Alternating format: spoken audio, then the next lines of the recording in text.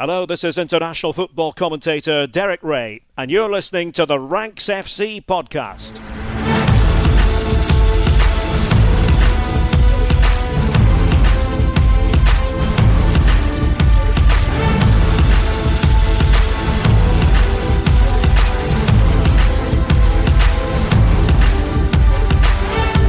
Hello Rank Squad and welcome to Champions League Takeaway here on Ranks FC, your second helping of a takeaway this week. My name is Jack Collins and I'll be your host as we walk through all of Wednesday's Champions League action. And joining me across the water, all the way from San Diego, is Mr. Dean Jones. How you doing, mate? Yeah, I'm good, mate. Yeah, that was an interesting night of Champions League, wasn't it? Some of the big guns really given a run for their money. Quite literally, when you consider the value of their squads. So it was interesting.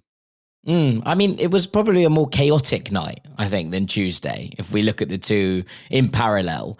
But equally, you'd say maybe the kind of big matchups didn't deliver in the same way that they did yesterday with the Liverpool-Real Madrid game and the Bayern-PSG game. Felt pretty plain sailing for Manchester City as they beat Borussia Dortmund. Newcastle against Athletic, I was really excited about, but ended up as maybe not a damp squib, but a little bit in terms of how they were going. So we'll leave those till part two. But there were two upsets, I think we can say. Now, neither of them ended up being wins or losses. They were both draws. But I think that if you'd said to Chelsea fans, you've got Qarabag away, they would have expected to win that game. And I imagine that Barcelona fans would have expected to go to Bruges and beat Club Brugge That's the problem, isn't it, Jack? That's the part of the problem for both of them. To an extent, yeah. And look, these were two very different games, so we'll get onto them in their kind of individuality, shall we say. And let's start in Belgium, because Club Brugge 3, Barcelona 3 was a cracker, right? Like a game for the ages. And to be honest, 3-3 doesn't really do it justice. This could have been about 6-6. So in this game, there are... there's a disallowed penalty, there's a disallowed goal, both for Club Brugge. Barcelona hit the woodwork 3 times. It was just incredibly chaotic from the absolute jump. An insane encounter in many ways in terms of the Champions League. And it was one where Barcelona's high line was exploited time and time again. And look, we've spoken about this at length, so I don't want to go too deep into the whole how do they fix this. I think part of it is a lack of pressure on the ball in the final third. Part of it is the lack of being able to step up at the same time. Inigo Martinez's departure looks like a worse and worse thing for Barcelona with every week that passes. But what Club Brugge did was they went, hey, there's Carlos Forbes. He's really, really, really fast. You stay on the final defender. And Barcelona was stung by this, not once, not twice. And to be honest, not even the 3 times that they scored goals, but also then for the penalty that ended up being, I think, correctly disallowed. But I'll work you through the game. Very early on, Brugge take the lead, hit the front in this one. Forbes races away behind the Barcelona line, slides the ball in for Gisoldi to nudge it home. And it's Jules Koundé just not stepping out with the rest of his line that plays him onside. Now, you can look at this in 2 ways. One, it's sloppy from Koundé in terms of where his positioning is. The other is that Carlos Forbes doesn't need to be even close because he's so much faster than everybody else on the pitch. He knows if he gets in behind there, he's going to spring that trap. And it happens over and over again. And look, this is another blow, the first one for what was such a strength last season. It was blow after blow after blow. They were reining him in like a heavyweight champion in this game. And it ended up being this kind of absolutely chaotic, weird basketball match. Barcelona had a lot of the ball and they did what they needed to do in possession in terms of creating chances. They hit straight back after the first goal. Ferran Torres tucking home a centre from Fermin Lopez. And you're thinking, okay, like they haven't been behind for long. They'll cool it off now. But Brugge just knew exactly how to play it. They sat back, they tucked in, and in 3 passes, they cut Barcelona open again, right? Like, same breaking of the lines. This time, Solis playing through Forbes, who ran straight through the middle and slotted home.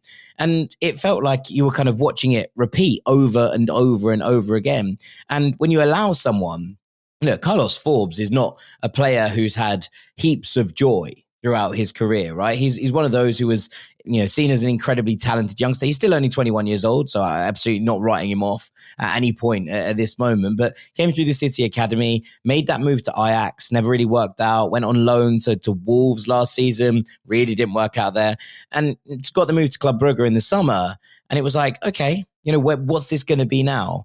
And this was a game where he showcased not just the fact that he is electrically fast, right? But also his ability to get in behind and finish with aplomb one-on-one, which was really important. He maybe didn't get those opportunities in the same way when he was playing wide. They've seen a strength here. And look, he's had a really good start to his career in Bruges. And suddenly you're like, 21, maybe he's just starting to find himself. Now, that's a perfectly reasonable thing to happen. I think that sometimes when we see Lamine Yamal on a pitch, we're like, what do you mean he's 21? He's had 5 years at it. But that's not how it works for everybody. And he's someone who I still think has a big career ahead of him. And this was a bit of a landmark night for him in terms of, his finishing, his composure, and also that ability to hold the line and eventually kind of spring it time and time again. It wasn't all Club Brugge. Like, Ferran had already hit the post at 1-1, and then Koundé hammered the woodwork, probably trying to make up for his earlier error after the Brugge second, as Barcelona raised the tempo again. It nearly paid off kind of a number of times. There was a shot from Rashford that was well saved. Fermin whacked one over when it was kind of centered to him in the middle. He got in front of his marker, Joel Ordonez, and cavade it over the bar. And then there was a lovely moment where Ferran chipped the keeper, but it felt agonizingly wide for him. And it then ended up with this kind of chaotic start to the second half. And you were thinking, surely at some point someone went, maybe we should calm this down a little bit. But it took a good save from Wojciech Szczesny to deny Joaquin Sayes. And then Koundé blocked from Solis. And then basically off the back of that block, Barcelona race clear. Marcus Rashford's shot is blocked. And then it falls to the player you'd want it to fall to. It falls to Lamine Yamal in acres of space in the middle of the box. And like really uncharacteristically, he snatches at it when it opened up for him at that moment. Then, Eric Garcia gets the ball 35 yards out and smacks one off the crossbar. And finally, Barcelona do get their equaliser, and it comes through Lamine Yamal, who'd been brewed and whistled pretty much every time he touched the ball, which I'm always a little bit wary of. You're playing a team in this setting. You're the underdog.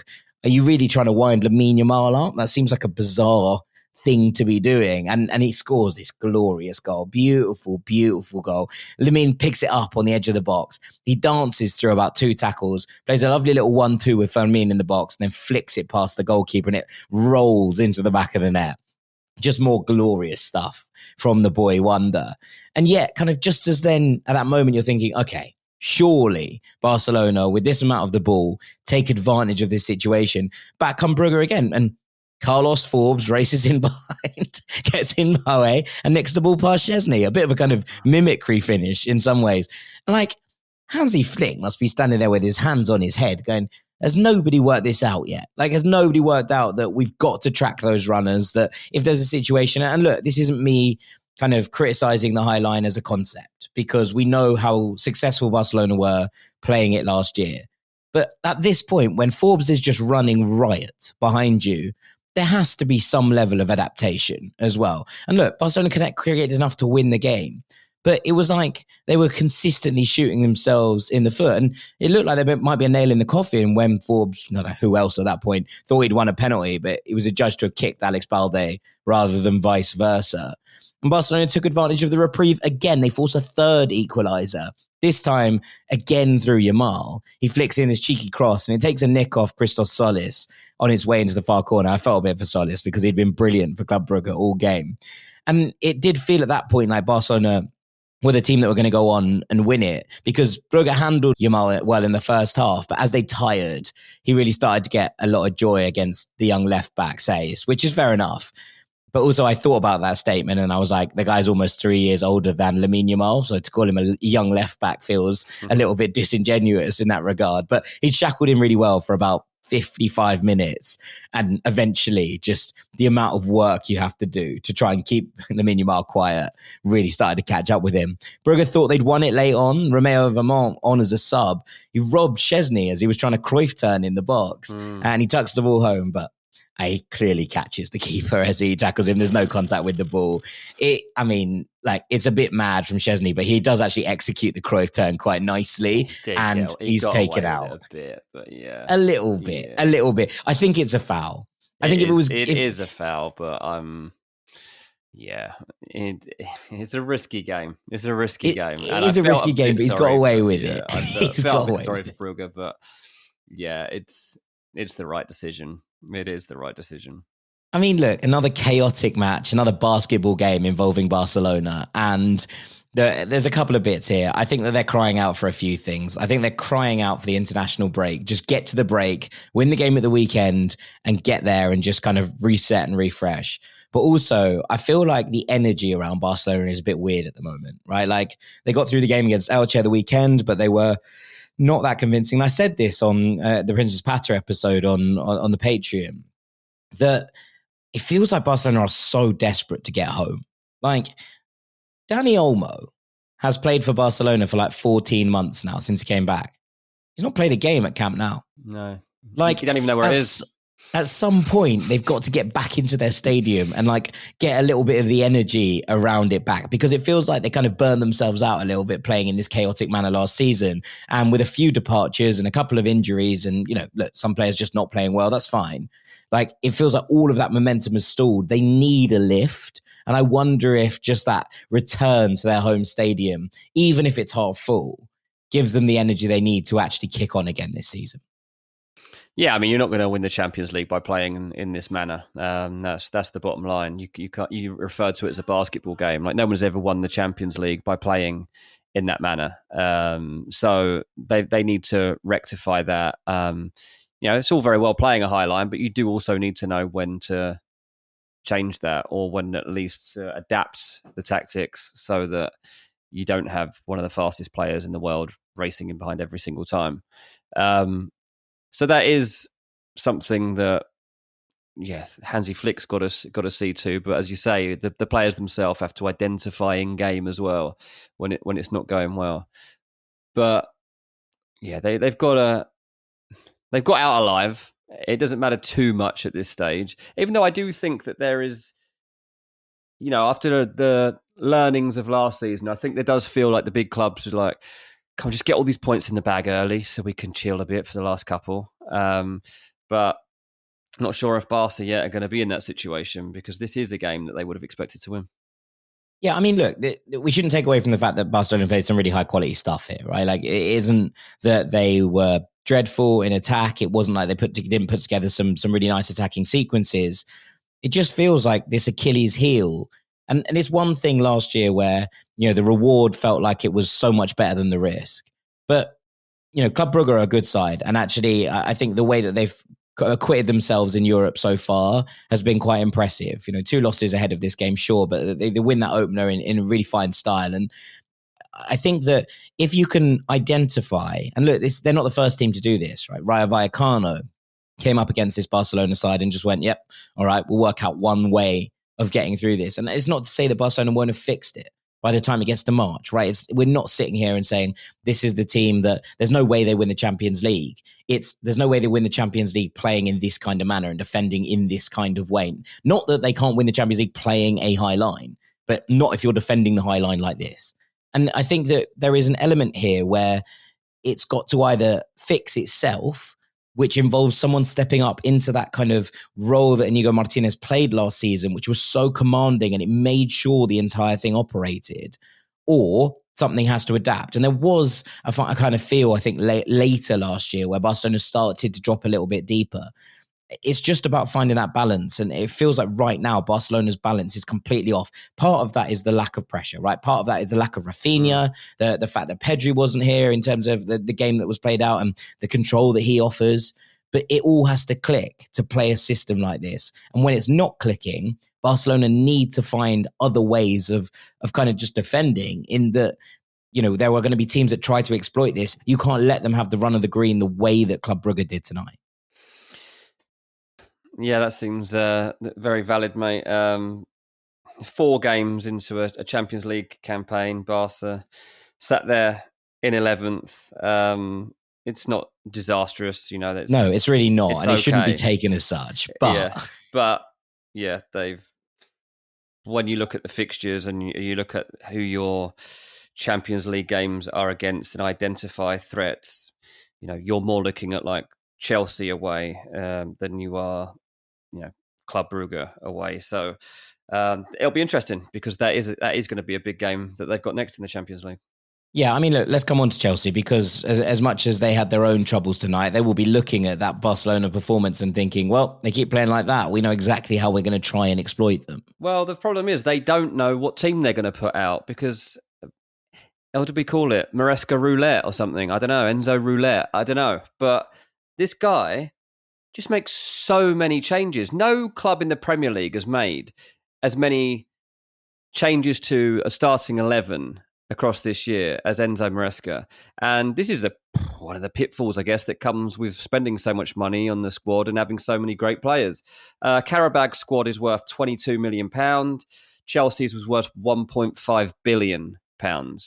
So no wonder they underestimated him walking out there. They got a bit of a strut about them. They've got the egos out.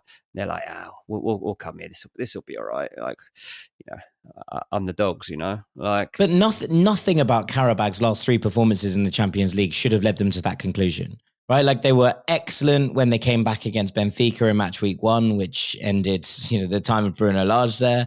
They were excellent against Copenhagen in that second game where they were 1-0 up and they ended up scoring the second on the break. They collapsed a little bit late on against Athletic the last time they were at the Cathedral at San Mamés, but there were two very good late goals to win that game from an Athletic perspective.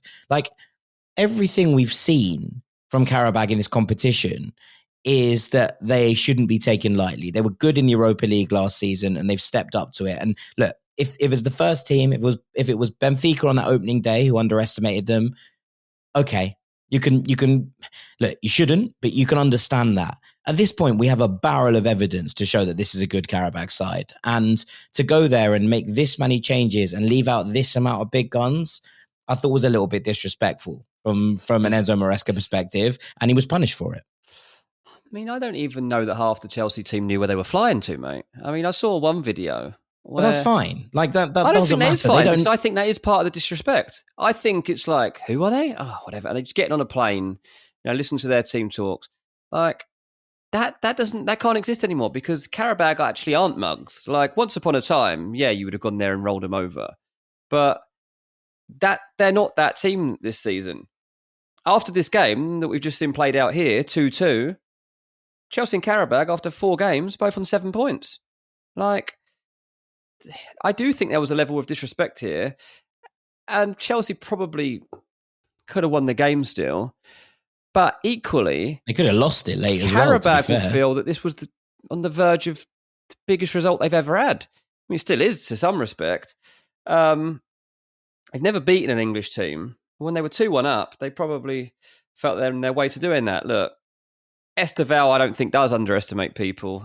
Maybe people still underestimate him. He's awesome, right? And he scores a brilliant goal to put Chelsea 1-0 up, takes it superbly. He's got such quick feet, gets his shot away really fast. And that's something that at his age you can't see. Like it's something often that people try to, just get that shot away. I've heard Harry Brooks say it a lot in his coaching videos and when he's doing podcasts, and he's saying players, just get that as soon as you get that touch, as quick as you can, get that shot away, catch him by surprise a little bit. And Esteval seems to have already learnt that, and he's still a teenager. So I really like that about him. But yeah, you go back to Enzo Maresca and the team changes that he's constantly making. And one of his big problems is he keeps changing his defensive partnerships.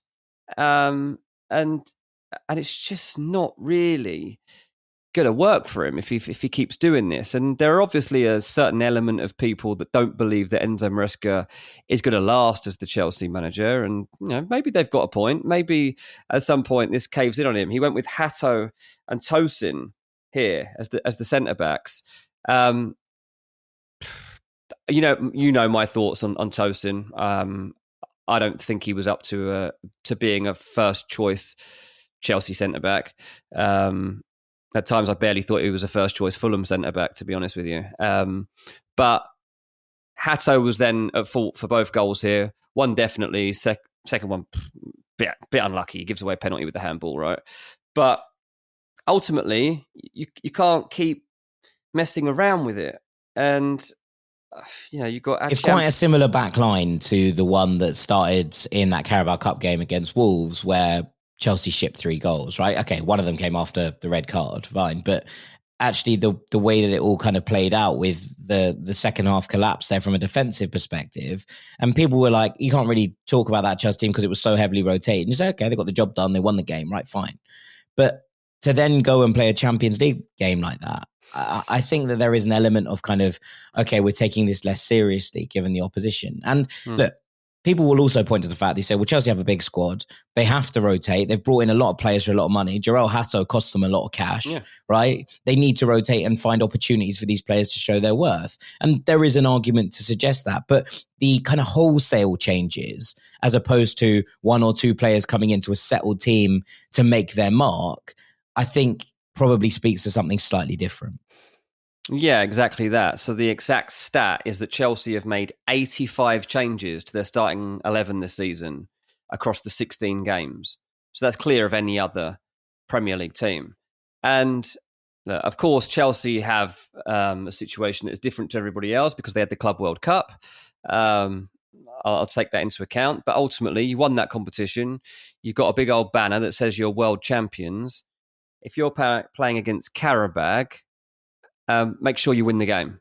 Make sure you win that game and treat it equally until you are in front. And I just think they found it very difficult. And a part of that is because Qarabag are pretty decent. And, they made Chelsea pay at times. As I say, Hato at fault for the first goal. He's kind of overpowered, if you like. And it ends with Leandro Andrade scoring from the rebound.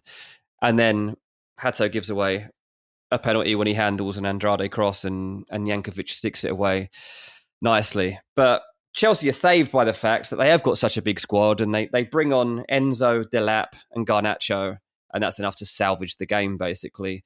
Delap does really well, actually, in the build-up to the goal, gets it deep, pushes it ball forward, and it eventually leads to Garnacho scoring with a really nice goal. Enzo played well. Like that, those 3 did definitely transform the match. I thought Jamie Gittins was poor again. His end product's just not there at the moment. I don't know if he's lashing at things. I don't know what it is. There doesn't seem to be. He only scores screamers, mate. We know this. Yeah, well, he's trying to do that still, but they're just going way off target, mate. So yeah, all a bit strange from a Chelsea perspective here, and they're just completely lacking consistency. To go to Tottenham and completely control a game a few days ago, a few days before that, to be totally in control against Wolves and almost throw that one away, and then to go to Qarabag and come away with a point that was probably the fair result, I guess, in the end, means that you go into a home match against Wolves this weekend and you're like, I don't know what we're getting. Probably just about a Chelsea win, but at the moment, we're really not sure. No, I think that will end up, it will be the full strength squad again and they'll win 4-0 and people will point to this and be like, well, why all of the heavy rotations? And I get trying to utilize the squad, but also there has to come a point where consistency matters at the very least a little bit. You're trying to build something. And look, we praised Arne Slot yesterday for kind of going back to basics and working in the new players slowly and actually seeing the results of that in the last 2 games. And one of the things we criticized him for was kind of throwing everyone in together at the same time and being like, go on, then make it work. Now, I think you can level the same kind of criticism and praise, here at Maresca's door in terms of trying to settle players in. Obviously, there are some who have come in and made a massive impact straight away, Esteval, for example.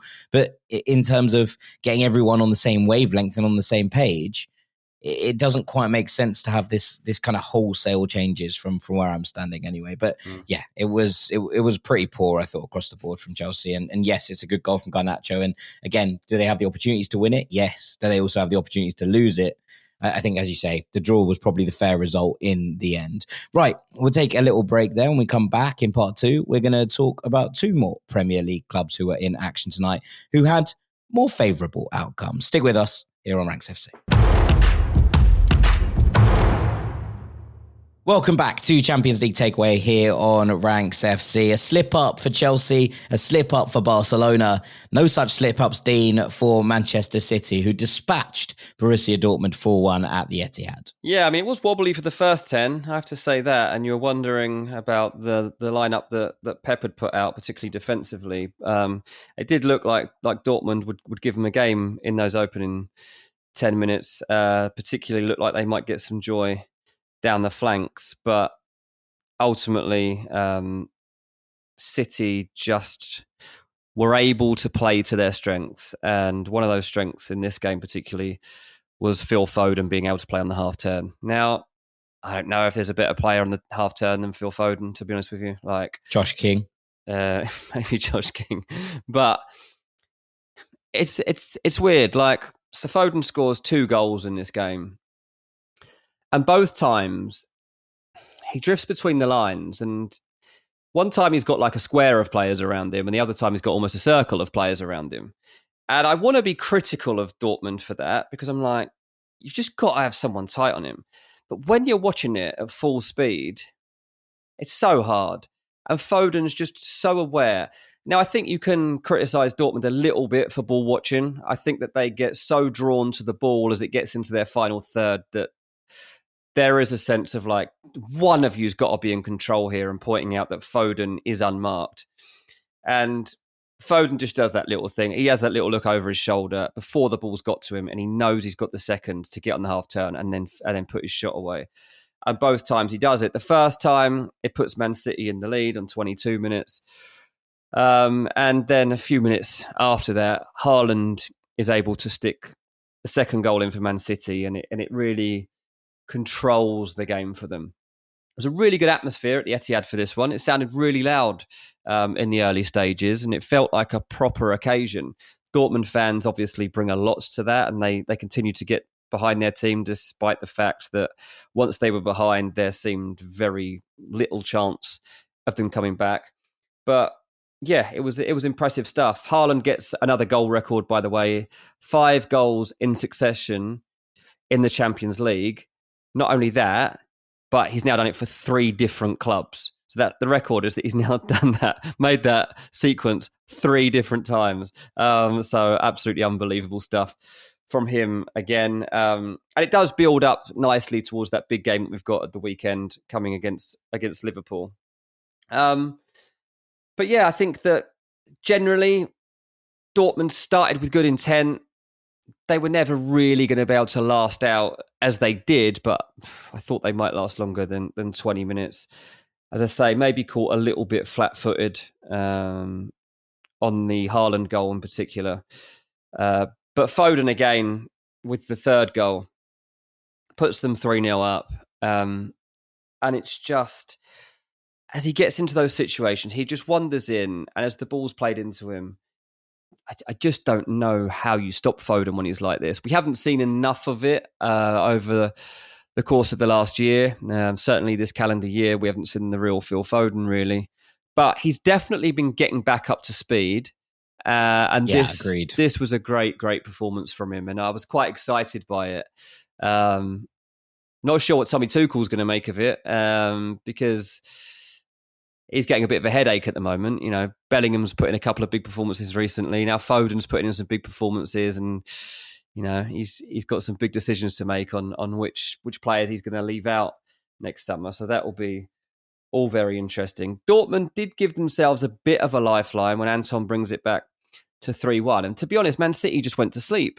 And you know there was a spell for probably 10-15 minutes once City are in control here, well, they just allow Dortmund opportunities, and the goal was one of them. Like, it's a quick free kick, not even a quick free kick actually. They didn't play it that fast, but Doku is just completely asleep. Ball goes down the right, cross goes over, Anton sticks it in. Very, very simple, straightforward goal. Shouldn't be allowed to happen.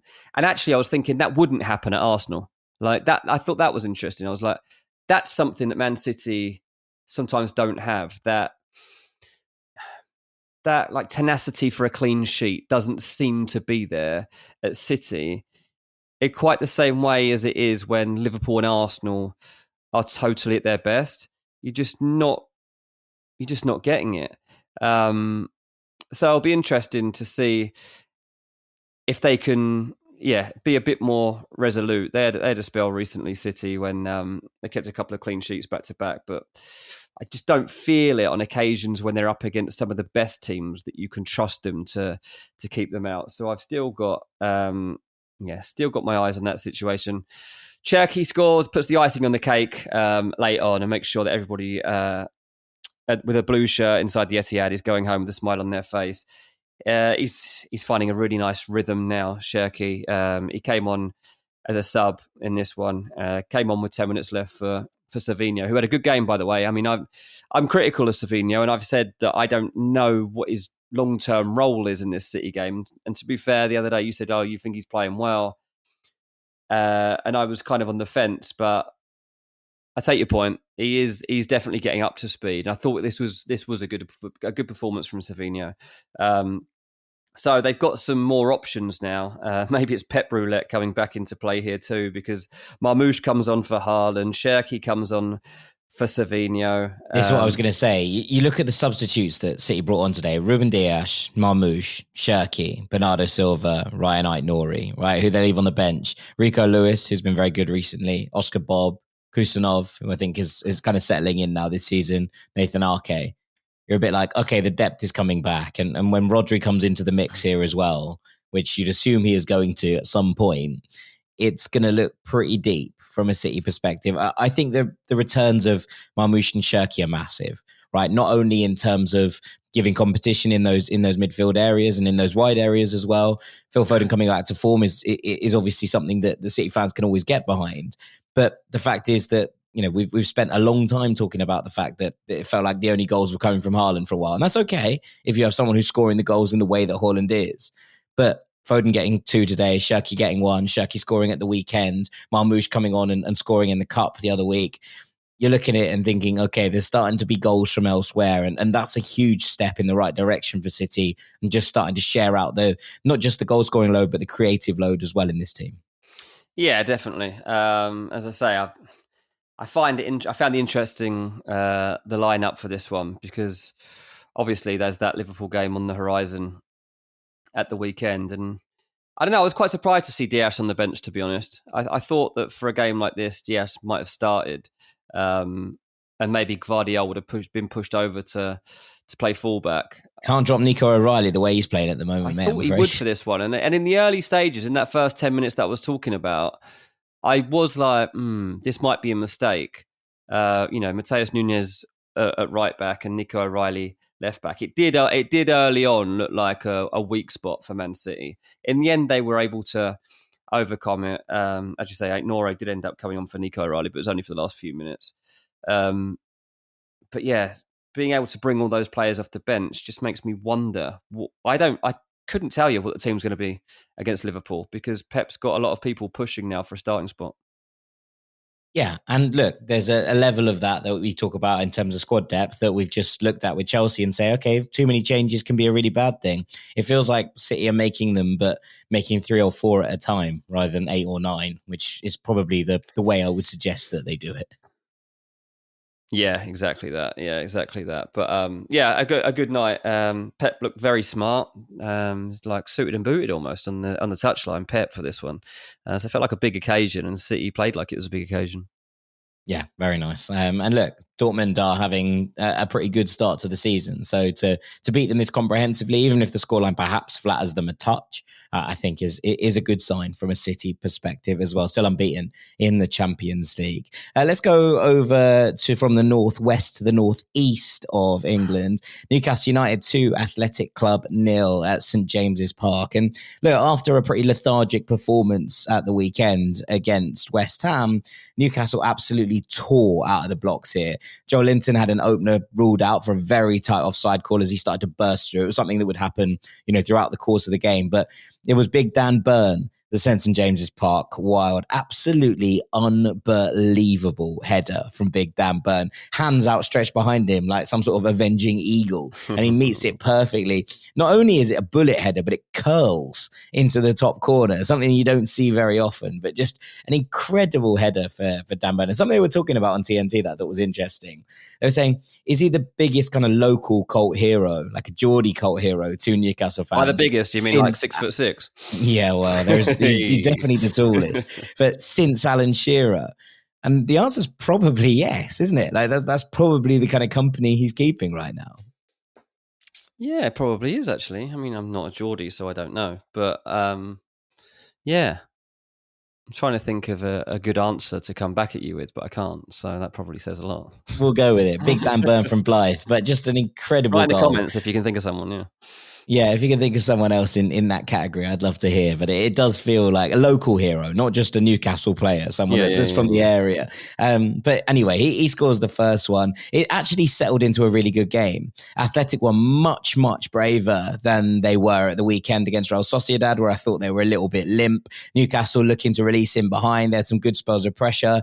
Athletic hit the post after Unai Gomez went in behind. And then again, absolute corker of a strike from Adama Boydo, who was only making his second start, I believe, for Athletic since joining in the summer. Scorched one against the post from 20 yards out. Really, really unlucky. And to be honest, apart from conceding the opener, I didn't really think that Athletic did very much wrong in the opening half an hour. They did some really nice, neat stuff on the ball. They matched Newcastle's physicality in midfield. Anthony Gordon was subbed off early with an injury, and as Harvey Barnes switched over, to that left-hand side, he nearly played a part in the second. Jacob Murphy came on, went over to his natural right flank, and Harvey Barnes switched over to the left. Joel Lenton went through again. This time he was onside, but his first effort was just about blocked, and he used his arm to control the follow-up. He might have been thankful for the whistle, because he then decided to blast a bouncing ball wildly over an open net. And it was like one of those misses that if the referee hadn't blown for the foul, you'd be sort of thinking about for the rest of the game. So one of those, but Newcastle started to get a bit of a foothold, bit more of a foothold just before half time. I still think they were probably a little bit lucky to go in at 1-0 up. I thought it was a pretty even first half from these two teams, but they carried that momentum into the second half and they struck pretty much immediately after the break. Joel Linton making amends for his earlier error. Some really nice work from Newcastle. They spread the ball out towards the right to Jacob Murphy. He switched play to Harvey Barnes. He skinned his man, chipped it up, and Joel Linton headed it home. Nothing that Unai Simon could do in this one.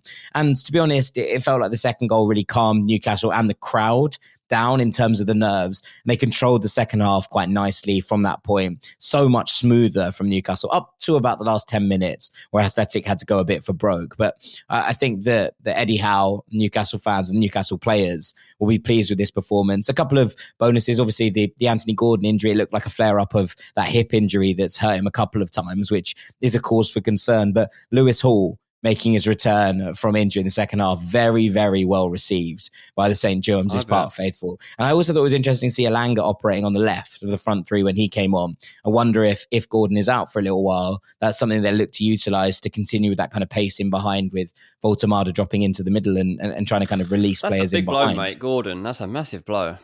Yeah, it is, and look, we'll see how serious it is. Hopefully, it's a quick recovery, and he's not out for an extended period of time because he suffered enough with injuries. But I thought that Newcastle, especially in the second half, Athletic played some nice stuff. It was one of the, especially considering the injuries they've got, right? Like no Sanset, neither of the Williams brothers. Unai Gomez started up front, which is very much not his position. Robert Navarro starting on the left-hand side. It was a little bit of a kind of cut and paste mishmash job from Ernesto Valverde with the situation that he's got going on with the amount of injuries that Athletic have at the moment. But even with that considered, I think that Newcastle will be pleased with the way that after they got that second goal, they were able to calm the game down and kind of they stopped Athletic laying a glove on them really until the last 10 minutes when they started to hit a few pot shots from distance and Nick Pope had a couple of saves to make. But it felt like from the moment it went to 2-0, there was never really any doubt about how this game was going to end. Yeah, no, it's a big win for Newcastle because they had to kind of get back to winning ways in this one after a strange and lethargic performance last time out. And it sets them in a good position in the Champions League. They got 9 points after 4 games, which is pretty impressive. to be honest. They've got a really tough game next because they go to Marseille, which is never an enjoyable Champions League trip for the players nor the fans. Very tough place to go, Marseille, even though parts of it are very nice. Parts of it are very intimidating as well. So that'll be... Hotshot tourist destination these days, Marseille. And to be honest, after their performance tonight, which we'll talk about in a minute, Newcastle might be licking their lips a little bit at that point. Yeah, that's true, actually. Yeah, we'll talk about that in a second. But yeah, an opportunity for Newcastle to get themselves in a really good position here to qualify because of the early points they've put on the board.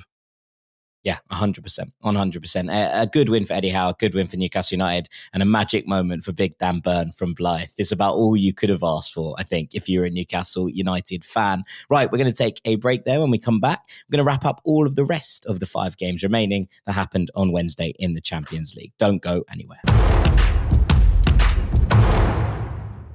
Welcome back to Ranks FC. Jack is going to get us up to speed with everything else that happened on Wednesday night, starting with the team that are now joint top. But it looks like they had a bit of squeaky bum time here along the way, Jack. Yeah, Inter making it 4 wins from 4 with a 2-1 win at San Siro against Kairat Almaty. And to be honest, it was a bit of a strange game. The first half of the game went pretty much as you would expect, right? Like Inter had an early penalty cancelled by the VAR, but the fact that Jan Bisek won it gives a bit of an indication about where this game was headed. And it was like, him marauding down the right-hand flank from his right centre-back position. And he was clipped in the area.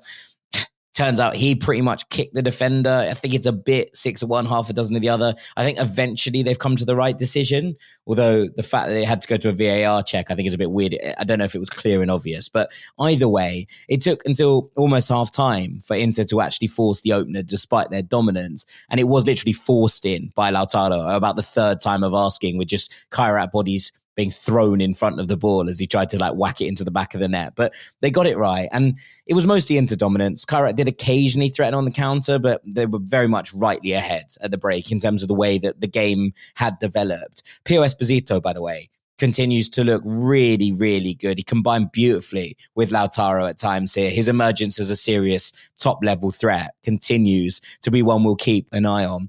But after the break, Kairat absolutely stunned San Siro. Huge header from Arad, who was inexplicably unmarked at a corner. Absolutely no idea why the big lad had nobody marking him. He rose pretty much alone in the Inter box to thunder one home with his head. First goal that Inter have conceded in the Champions League this season. And what a moment for Kairat, right? They've had a bit of an adventure in the Champions League this season. I don't think anybody was really expecting them to get to this point, but they've gone to San Siro, they've scored a goal, they've scored an equaliser. Now those fans must have been going absolutely mad for this one. So it was a nice moment for them.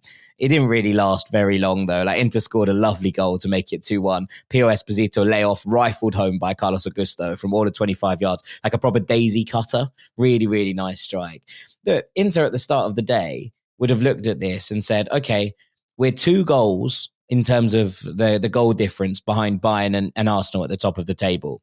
They would have expected to have gone clear of them today. And instead, they're actually 1 behind on goal difference. I think that most people would have backed a 3-0 Inter win or more against this Kairat side. But they gave a really good account of themselves defensively.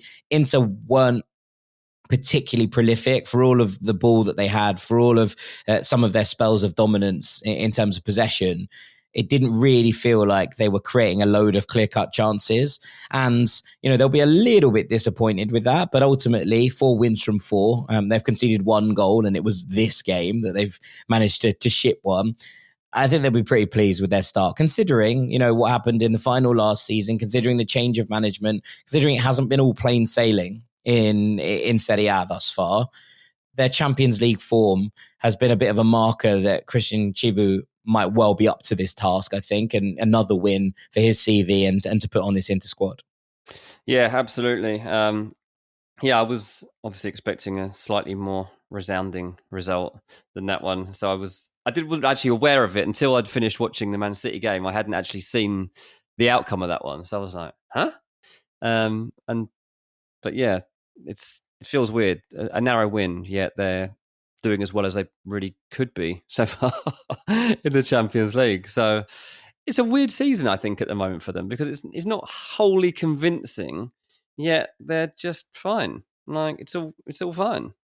They seem quite calm about it, right? And Yeah. like, this is actually quite a big job to rebuild. Again, something I talked about a little bit on the Patreon, but like, this is going to be an interesting couple of years for Inter as they kind of move away from that squad that were kind of dominant, not just in terms of like trophies, but also, you know, where they've got two Champions League finals in 3 years. What is it? 2 Scudettos in 5 years, and they've come close every single one of the other, you know, the other 3 in that spell. Yeah. It's been a pretty settled team, but with a settled manager in Inzaghi, and now it's kind of all change, not just in terms of a new manager coming in, but a lot of that team are coming probably to the twilights of their careers. How are they going to change it and make those changes? It's going to be a really interesting process. But as much as this result is perhaps a little bit underwhelming, I think 4 wins from 4 and being third officially in the table, but joint top on points with Bayern and Arsenal, it is pretty impressive from this Inter side so far. So kudos and credit to them and to Christian Chivu. Look, people would have pointed out these results. They would have pointed out Club Brugge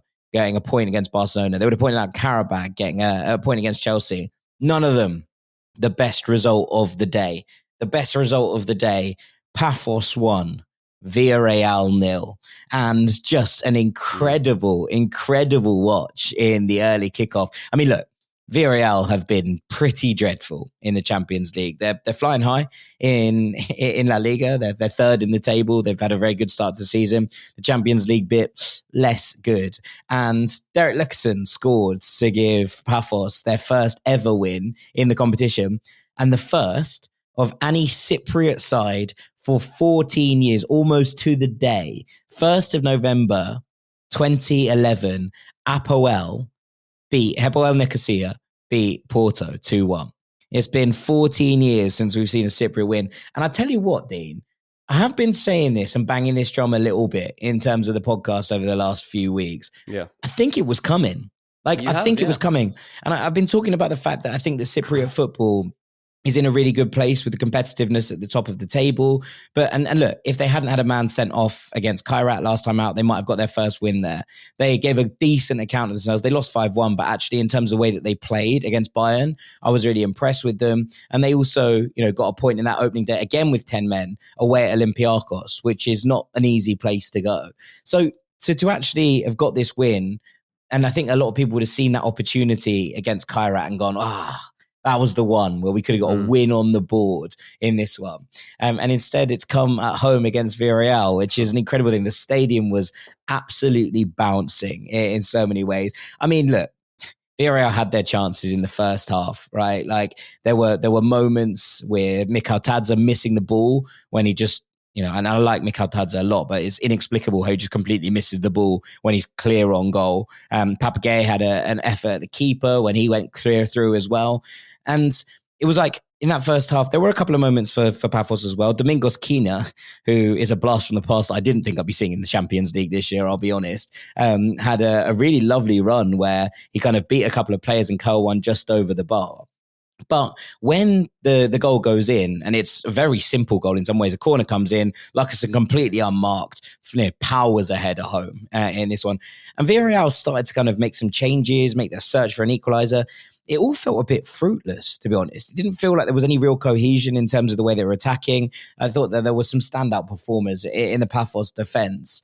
And the way that Mikhail in goal, you know, just basically claimed everything. It was really, really impressive, you know, from him. But Lucassen and David Luiz did really well as a partnership. Ken Sema, who some Watford fans might remember at left back, had a very, very good game out there as well. And they kept Villarreal at arm's length, you know, long range shots, a couple of kind of scary moments where a couple of people threw their bodies in front of the ball. They always looked a threat, I thought, on the break. Mr. Vorsic in the first half, but Jaja, who came on and almost won a penalty late on as well, I thought was really, really impressive. So not just a win for Paphos, but I think with all things considered, a deserved one as well. And, you know, as you say, getting a first win for your country in 14 years in European competition, or in the Champions League at least, is a pretty special one, I thought.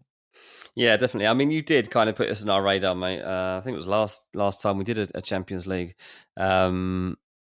takeaway. So, yeah, fair play to you, because most people just ignore teams like this. And yeah, I might be guilty of being one of them at times. But Paphos basically halfway up the Champions League group stage at the moment. So fair play to him. Yeah, they've put in some really good performances. 5 points, I think, is more than they would have dreamed of at the start of this campaign. But they look like a very, very well put together side, very well balanced. There's some really nice stuff going on there. So shouts out to them. Right, let's go to Marseille. We teased it in the last segment. They lost 1-0 to Atalanta.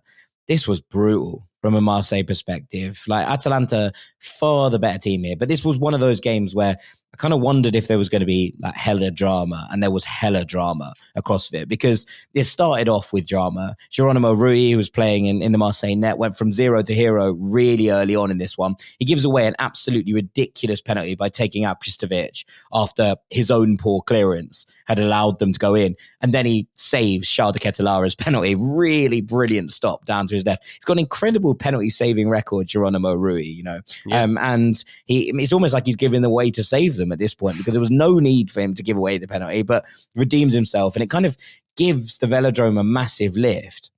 And actually, you kind of thought that might be the spark that got them in because they started really poorly, Marseille, but it didn't really. Like it was almost like a moment and everyone was like, yes, all right, finally here.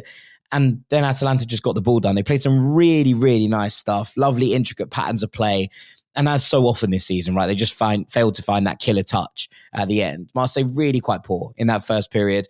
It felt like it as well. Like it felt like a big game at the Velodrome. They knew that this was an opportunity to, really take this campaign by the scruff of the neck.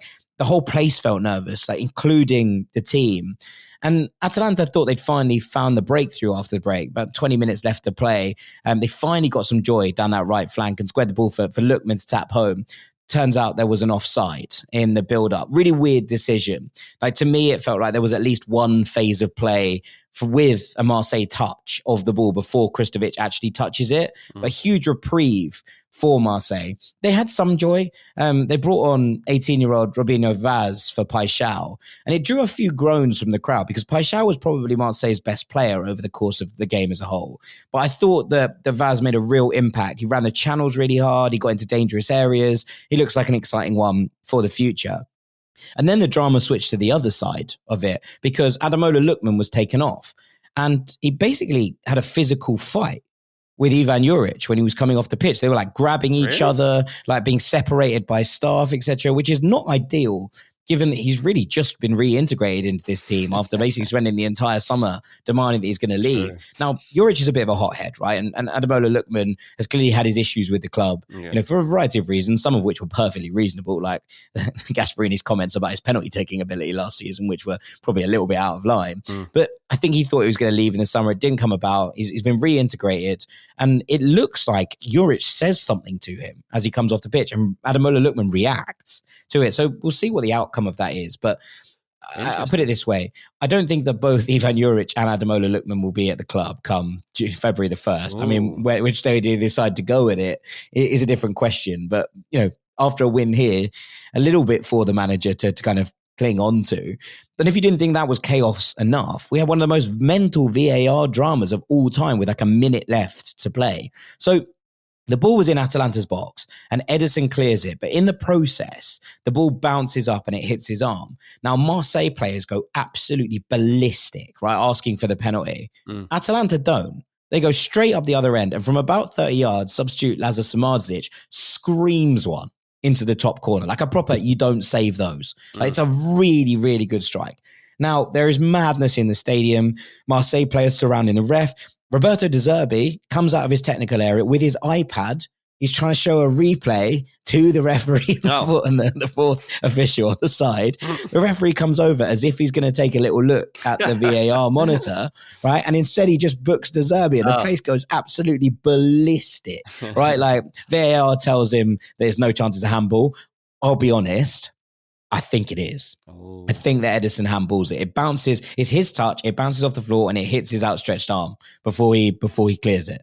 Like, I don't know if there's many, circumstances that would suggest that that's not a penalty, especially given some of the penalties that we've seen given in the Champions League. The kind of rule seems to be in the Champions League, if it hits your arm and it's anywhere near a non kind of natural body position, no matter if you're kind of trying to do it or not, that's a penalty. And we've seen them given. So for this not to be a penalty, Didn't really make any sense to me. So I can understand the frustration, but the goal stands. Atalanta see the game out. There's nigh on riots in both the pitch and the stands, right? Like about the fact that this decision has gone against them. The truth of the matter is that whilst I think that should be a penalty, there is a level of this that Atalanta were just far the better team over the course of 90 minutes. And it would have been unfair if they'd not got anything. I think it would have been pretty unfair if they'd only got a point. I thought that they were the team in the ascendancy for the majority of the game. They limited Marseille to kind of pot shots from distance. Aubameyang had a couple where he kind of curled them over in that preferred position where he drifts off the left, but nothing that you'd look at and say, yeah, Marseille have forced a really good move there. It was a pretty disjointed performance. Atalanta were lacking that clinical edge. I think over the 90 minutes, they probably deserved to win, although I think that Marseille have been a little bit hard done by the decision as well. Wow. Yeah, I'm still wondering about that Lookman thing, mate. That's the thing that's lingering on my mind now, because as a transfer guru, that sounds like one that's hot on the radar, mate. That sounds something I need to chase up. Yeah, you need to be looking into that one. I think that there was a good chance that Ademola Lookman left in January anyway, but I think it's starting to really heat up in terms of how he's reacting to certain bits. To be honest, if they'd lost today and there was 2 more Atalanta losses, I think that we might have seen Ivan Juric replaced in the international break. But weirdly, this win now gives him a bit of a lease of life, and what that does for Lookman, who knows? But it didn't look good on the sidelines at all. Right, 2 more to get through. Ajax 0, Galatasaray 3. The pain continues in Amsterdam for Johnny Heitinga and Ajax. It was a bit of a strange game, this. Like, Galatasaray dominated the first half hour. 2 incredible saves from Remco Pasveer, which denied Victor Osimhen from grabbing the opener. And it was a really tetchy atmosphere in Amsterdam. There's not a lot of faith in this team. Eventually, Ajax started to get a grip on it. Sort of 15 minutes before halftime, they got a few chances of their own. Oscar Gluck, Jordi Mokio started to pick out some nice spaces in the middle, and they were key to turning the tide of the game a little bit. Plus the energy of Anton Gai down the left flank. I thought that Ajax started to work it out. But at halftime, Galatasaray make a really big change. They brought in Baris Yilmaz for Gabriel Sara. And one of the things in the first half that was quite obvious to witness was that Osimhen looked really isolated with the way that the Galatasaray were trying to play. And there was no real combinations for him to work off. He was ended up kind of challenging for a lot of long balls and no one picking up the second balls. This really changed the way that the game looked. He combined really nicely with Osimhen. Didn't look so isolated from the rest of the team, and it brought almost everyone else up closer to him. And Galatasaray found 2 goals in just a couple of minutes. First, Osimhen glances home a beautiful glancing header from a Leroy Sané cross after the German was just given way too much time on the edge of the box to pick his spot. Then Ajax got a bit unlucky. A cross hit Barca's arm on the way into the box. And after a few VAR shenanigans, Osimhen hammered it home from the spot to pretty much end it as a contest. I don't think anyone thought that Ajax were going to score twice. Osimhen gets his hat-trick then with a second from the spot. He's only the second Galatasaray player ever to score a Champions League hat-trick, which is a cool one. And he's gone top scorer in the competition with 6 so far. A load more boos for Ajax at full time. Galatasaray going really, really nicely in this competition, I've got to say. I mean, look, yes, but also there are other players in this mix who are doing some really nice stuff. They're currently 9th on 9 points, 3 wins and 1 loss. But I think the impact that the Leroy Sané has had shouldn't be underrated. I think that there's some really interesting players in this team, and Burak, the manager, is doing a really good job because, you know, you look at the situation, look at the setup. Torreira and Lamina in the middle, 2 workhorses who basically just try to provide the ball to the front 3. The wing backs work incredibly hard. Roland Saloy, I think, is doing a good job kind of drifting into those wide areas. There's a lot to like about this Galatasaray team. And look, at the same time, bear in mind where they are in their dominance at the moment in Turkey from a domestic level is kind of showing in the fact that Fenerbahce obviously fired Jose Mourinho. Trabzonspor, a point behind Fenerbahce, have already fired their coach so far this season, I believe. Like, it just feels like everyone else is struggling to keep up, and they haven't lost a game yet from a Turkish domestic perspective. There's a lot to like about this Galatasaray team, and not only are they doing it from a domestic level, but they're also stepping up big style in the Champions League. And these performances haven't been, you know, smash and grabs. They've been very, very competitive against pretty much everyone they've come up against. Obviously, there was that weird game against Eintracht Frankfurt, but Osimhen didn't play that one. And since when he came back in, 6 goals from 3 games, and Galatasaray have an outball. They worry opponents. And I think that, yes, his goals are a big part of it, but also his presence up there requires kind of double marking. He's Osimhen. Everyone's terrified of him. Yeah, and rightly so. Yeah. He's just an unbelievable footballer. But I think that they have built the squad really well around him as well, and that should be noted. Yeah, fair enough. I'm not going to detract from that, but pretty big deal having Osimhen, right, in the Champions League. Of course. I mean, a wonderful, wonderful player. All right, let's come to the final game of the day, which was Benfica losing 1-0 at home to Bayer Leverkusen. This was painful from a Benfica perspective. And they started the game really brightly. Luca Bacchio hits the post after racing clear down the right flank. Lovely through ball from Richard Rios. And they hit the woodwork again through Otamendi about the half-hour mark. They kind of created chance after chance in the first half. They had much the better of it.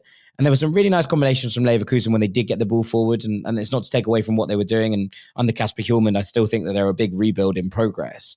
But Benfica should have been 1-2 up at the break. They really did open Leverkusen up on a number of occasions. And yeah, it was Leverkusen who took the lead in the second half. Patrick Schick off the bench, heading home the opener after some very bizarre defending from Benfica, I've got to say. So Schick gets in behind. He has Leverkusen's first shot on target. It's a good save from Trubin. And the ball bounces up in the area. And Benfica defender Samuel Dahl just heads it back across the box, where a waiting Patrick Schick just goes, thank you very much, and nods it into the opposite corner. Like, really, really odd. And Benfica had moments of ascendancy in the second half, and before the opener, they tried to brighten it up. Mourinho made a couple of changes that you thought might kind of get Benfica into their groove a little bit more. But I've got to say this, terrible look for Benfica that are 1-0 down against a very beatable Leverkusen at the moment, in a game where they had, a lot of chances to score. About half the stadium had left with 10 minutes to play. Oh. And look, I've been to the Estadio de Luz, and it's not a difficult stadium to get out of. You don't need to leave early. Like, it has a very good train station, and it also has very good parking facilities, and you can get out of that stadium pretty quickly if you need to. This was a bit of a voting with their feet from the fans. Yeah, fed and up. I think that the Mourinho immediate love-in, as and they've been absolutely fine from a domestic perspective, but the Mourinho love-in and the kind of excitement about him coming back has ended pretty quickly. And I think the other thing about it, it's not all about him actually at this point. I would say this. You think about Benfica over the last few years, and Seychel's been an absolute factory, right, in terms of churning out talent from within their own ranks. You look at the team today, you only really look at Tomás Araújo in defense as someone who is an academy graduate at Seychelles. Long gone are we from a team that had sort of 6-7 of them in the team. Like, the team was Trubin, Alsnes, Scandinavian, Araújo, who's obviously a homegrown boy, Otamendi, Dahl, Scandinavian or Argentinian, Richard Rios from Colombia, Berenechea, Argentinian, Luca Bacchio, just coming from Sevilla, Beredo, Sudakov, Pavlidis. Where on earth has the spine gone? And, even the players that come off the bench, Dedic, Skelderup, Prestiani, there are some homegrown players on the bench. Antonio Silva has been a big part of this. Henrique Araújo, João Veloso, João Rego, Diogo Prios. But actually the kind of spine of it being a youth academy setup, which I think is something that Benfica fans took an immense amount of pride in, that they were constantly bringing through new players. And look, João Neves has gone on to immediately become one of the best players in world football in his position, right? Like, part of an all-conquering PSG team. They have developed so many wonderful footballers. Gonzalo Ramos as well, part of that team. But there are so many wonderful players who have come through Seychelles and have kind of made their first mark at Benfica before moving on elsewhere. I think fans are a little bit fed up of the fact that they're not seeing those players get the opportunities that they were under previous managements. And it's something that Mourinho probably has to address. It's not just, I don't think Benfica were particularly defensive today. I don't think they sat there and you'd say that this is, classic Jose. Like, it wasn't anything that you'd look at and say, okay, there was a major problem with the way that they've gone about the game today. They created enough opportunities. But I think that maybe there's a little bit of it that feels like, in the lack of young players being given the opportunities, there's a little bit of the soul that's coming apart from where the club is right now. Yeah, I think, domestically they're scoring goals for fun, but then you look at this one and they've lost what should be a tight game, and it's gone the wrong way for them. And then you look at the last Champions League game and they've been beaten 3-0 at Newcastle. Like, they're big results and they're big moments that start to go against you. I mean, it doesn't surprise me at all that the old manager factor is quickly dissipating. But this is what happens every single time. No, but to be honest, I feel a bit for Mourinho here, because whilst there is an expectation that you play the youngsters, right? That's just kind of part and parcel of the core. But he could also look at this and say, well, all my best players are people that you brought in. So why would I not utilize those players that have been brought in? And they're playing well from a domestic perspective, as you say. Like, they put 5 past Arauca a couple of weeks ago. They put 3 past 10-man Vitoria at some point as well in the last couple of weeks. It's not been bad enough for them to justify there being any sort of issues with it from a domestic perspective. But I think that when things turn, and they weren't great today, and obviously the result at Newcastle was pretty poor from a Benfica perspective, I think people were like, well, it can't get any worse. Why don't you give the youngsters a go? And we're not really seeing that. And there is an element of the fans that are going to be like, this isn't what we stand for as a club, which has been quite a proud element of the entire thing. No, that's fair. That's fair. Well, let's hope they can fix it, mate. Let's hope they can fix it, because I like going to Benfica. Look, there might be a level of this where it's just not the best crop in the world, and the next one that comes through do get the opportunities. But it's a good match day, I have to say. Like you say, I've done a couple of, I remember covering Benfica, a couple of Champions League games way back, and it's fun. It's such a cool place to go and watch football. And when things are good, like, that place is rocking. But it doesn't sound like that's happening at the moment. Well, I mean, there is some positives in that the next place they go is Ajax, who are even worse. So fingers crossed they'll be able to turn it around in that one. We will see. That could be a very, very interesting game in itself. And with that, I think it's probably time for us to call things to a close here on Champions League Takeaway. Thank you so much to all of you for listening and tuning in for these 2 review shows of what's happened in the Champions League. Thank you very much to Mr. Dean Jones. Cheers, mate. I've been Jack Collins. This has been Ranks FC. Make sure you're sticking around on the channel. The Truth, Sam is back on Friday alongside Doogie, talking about Real Madrid and trying to work out whether they're actually good this year under Xabi Alonso yet. So a deep discussion from the boys, getting into the nuts and bolts of how Xabi Alonso is trying to fix some bits and bobs at Real Madrid. So make sure you're locked in. That will drop early on Friday morning. And from Dean and I, thank you so much for listening, and we'll see you all very, very shortly. Take it easy, Rank Squad. Peace.